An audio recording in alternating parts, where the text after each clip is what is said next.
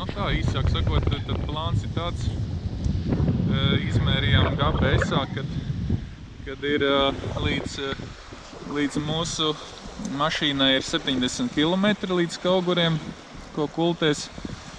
Pa vidu apmēram uz 30 km ir Engure. Engurē pie ostas diezgan tuvu ir Bode.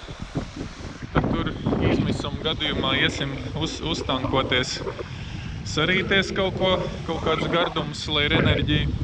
Un tad kapācim līdz pašam galam, pilnā ručkā tur un miers.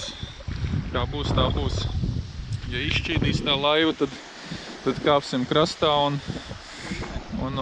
kaut ko saštukos. Jā, ja neizšķīdīs, tad tā būs izturības pārbaude laivai. Jo, redz, viļņi ir dziļāki, tie viļņi ir vēl trakāki paliek dziļumā.